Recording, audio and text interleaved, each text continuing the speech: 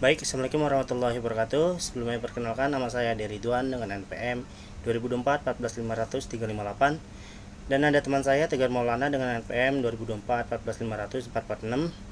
Di sini kami berdua ingin mempresentasikan mengenai Wali Songo dan jaringan ulama Nusantara. Yang pertama ada sejarah Wali Songo. Wali Songo yang dalam bahasa Jawa berarti 9 wali, merujuk pada 9 tokoh ulama besar yang memainkan peran utama dalam penyebaran agama Islam di Pulau Jawa pada abad ke-15 dan ke-16. Istilah ini mengacu pada kelompok ulama yang berperan dalam pengislaman masyarakat Jawa dengan cara yang bijaksana, mengadaptasi Islam dengan budaya lokal, dan mengedepankan pendekatan dakwah yang damai dan toleran. Wali Songo berakar pada periode penyebaran Islam di Nusantara yang dimulai pada abad ke-13. Saat itu kerajaan-kerajaan Islam mulai muncul di pesisir-pesisir pantai Indonesia, dan peran ulama sangat signifikan dalam proses asimilasi ajaran Islam ke dalam kebudayaan masyarakat setempat.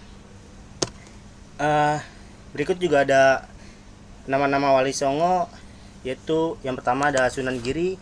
Sunan Giri itu nama aslinya Raden Paku.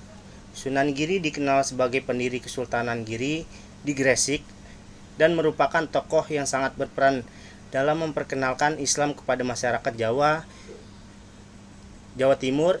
Ia dikenal dengan pendekatan dakwah yang berbasis pada pendidikan dan pengajaran. Lanjut juga ada Sunan Ampel. Nama aslinya itu Raden Rahmat. Beliau adalah salah satu ulama yang sangat penting dalam dakwah di daerah Surabaya. Sunan Ampel mendirikan pesantren Ampel Denta yang menjadi pusat pendidikan Islam penting di Jawa Timur. Terus juga ada Sunan Bonang yang nama aslinya itu Raden Makdum Ibrahim. Sunan Bonang dikenal dengan dakwah yang menggunakan seni dan budaya lokal, khususnya dalam bentuk wayang kulit. Terus juga ada Sunan Derajat yang nama aslinya itu Raden Kosim. Sunan Derajat lebih dikenal karena kepeduliannya terhadap kesejahteraan masyarakat. Lanjut juga ada Sunan Kudus, ada Sunan Kalijaga, ada Sunan Gunung Jati, Sunan Muria, dan yang terakhir ada Sunan Tembayat. Itu untuk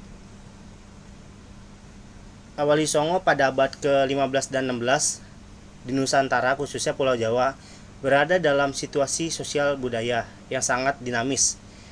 Sebelum kedatangan Islam, kebanyakan masyarakat Jawa mengetahui agama Hindu dan Buddha dan memiliki tradisi serta budaya yang kuat. Sistem kerajaan yang berpusat pada kerajaan-kerajaan Hindu Buddha masih dominan. Jadi ajaran Islam itu sebelum adanya Wali Songo, masyarakat Pulau Jawa itu lebih ke ajaran-ajaran Buddha atau ajaran-ajaran leluhur gitu ya. Terus yang kedua itu ada jaringan ulama Nusantara. Yang pertama itu ada interaksi dan hubungan antar ulama di berbagai wilayah Nusantara. Terus juga ada penyebaran ajaran Islam melalui pesantren.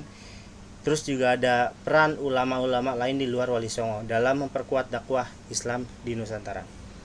Yang pertama tadi itu ada interaksi dan hubungan antar ulama di berbagai wilayah Nusantara. Jaringan ulama Nusantara bukan hanya terbatas pada hubungan antar Wali Songo dengan masyarakat di Jawa, tetapi juga melibatkan hubungan yang erat antar ulama di berbagai wilayah di seluruh Nusantara. Interaksi ini sangat penting dalam penyebaran ajaran Islam di berbagai negara, di berbagai daerah yang tidak melibatkan penyebaran ajaran agama, tetapi juga dalam membangun persatuan umat Islam di seluruh Nusantara. Yang kita bisa ambil contoh jaringan antar pesantren dan ulama, atau juga kolaborasi antar ulama gitu di setiap tempat. Terus juga ada penyebaran ajaran Islam melalui pesantren-pesantren di Nusantara. Pesantren-pesantren yang didirikan oleh Wali Songo dan ulama Nusantara lainnya merupakan bagian integral dan jaringan ulama yang sangat efektif dalam penyebaran Islam. Pesantren menjadi pusat pendidikan agama dan budaya yang mengajarkan tidak hanya ajaran-ajaran Islam, tetapi juga kebudayaan lokal yang dapat disesuaikan dengan nilai-nilai Islam. Contohnya itu ada peran pesantren sebagai pusat pendidikan dan dakwah, dan juga ada pesantren sebagai sarana penghubung. Oke, lanjut, akan dilanjutkan dengan Mas Tegar. Pada Mas Tegar, dipersilakan. Ya, baik, di sini saya akan melanjutkan presentasi dari Ade Ridwan. Selanjutnya itu ada peran ulama-ulama lain di luar Wali Songo dalam memperkuat dakwah Islam di Nusantara. Selain Wali Songo, terdapat banyak ulama lain yang berperan penting dalam dakwah Islam di Nusantara. Mereka memperkuat jaringan ulama di berbagai wilayah dan berperan dalam memperluas penyebaran agama Islam, baik di kota besar maupun pedesaan. Contohnya, ulama-ulama di Sumatera dan Aceh, ulama-ulama di Makassar dan Maluku. Berikutnya ini ada pengaruh Wali Songo pada politik dan ekonomi Nusantara. Berikut ada beberapa peran Wali Songo terhadap politik dan ekonomi Nusantara, yaitu diantaranya ada peran Wali Songo dalam hubungan dengan penguasa dan politik di Nusantara, pengaruh Wali Songo terhadap sistem sosial dan ekonomi masyarakat, penyebaran nilai-nilai ekonomi Islam melalui ajaran Wali Songo. Contohnya itu perdagangan yang jujur dan adil.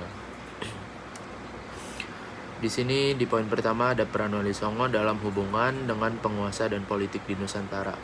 Wali Songo tidak hanya berperan dalam penyebaran agama Islam, tetapi juga memiliki pengaruh besar dalam politik dan hubungan dengan penguasa-penguasa lokal di Nusantara.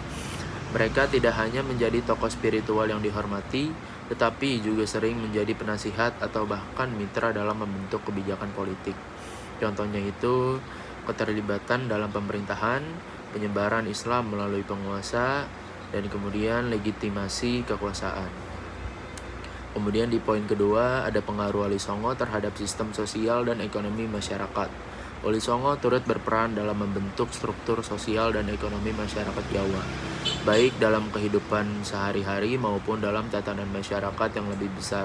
Mereka tidak hanya memperkenalkan agama Islam, tetapi juga nilai-nilai sosial yang merubah pola pikir dan kebiasaan masyarakat. Contohnya itu pembentukan pesantren sebagai pusat pembelajaran dan ekonomi, pendidikan dan keterampilan, penyebaran nilai-nilai sosial Islam. Kemudian di poin ketiga, di poin terakhir, ada penyebaran nilai-nilai ekonomi Islam melalui ajaran Wali Songo, yaitu perdagangan yang jujur dan adil. Salah satu aspek yang sangat penting dalam dakwah Wali Songo adalah pengenalan terhadap nilai-nilai ekonomi Islam yang menekankan pada prinsip perdagangan yang jujur, adil, dan bebas dari praktik riba. Contohnya itu ada perdagangan yang jujur dan adil, pengaruh pada sistem ekonomi pengaruh pada sistem ekonomi masyarakat, pembangunan ekonomi lokal, pengaruh jaringan perdagangan. Dan untuk kesimpulannya itu, Wali Songo memainkan peran yang sangat krusial dalam penyebaran Islam di Nusantara, khususnya di Pulau Jawa, melalui dakwah yang penuh dengan adaptasi budaya lokal dan penggunaan media seni serta budaya tradisional seperti wayang kulit, gamelan, dan tari. Mereka berhasil menyebarkan ajaran Islam dengan cara yang damai dan mudah diterima oleh masyarakat. Wali Songo tidak hanya mengenalkan ajaran agama, tetapi juga mengintegrasikan Islam dengan budaya setempat, sehingga membuat Islam dapat berkembang tanpa menghapus identitas lokal masyarakat Jawa. Jaringan ulama Nusantara yang diperkuat oleh peran Wali Songo memiliki dampak jangka panjang terhadap kebudayaan dan identitas Islam di Indonesia. Dan juga relevansi Wali Songo dan jaringan ulama Nusantara sangat penting bagi kehidupan umat Islam di masa kini secara keseluruhan. Wali Songo tidak hanya memberikan pengaruh besar pada penyebaran Islam di Nusantara, tetapi juga membentuk kerangka budaya dan identitas Islam yang khas di Indonesia. Mungkin cukup sekian dari kami. Terima kasih yang sudah mendengarkan sampai akhir, dan juga mohon maaf bila ada kata-kata yang kurang berkenan. Wassalamualaikum warahmatullahi wabarakatuh.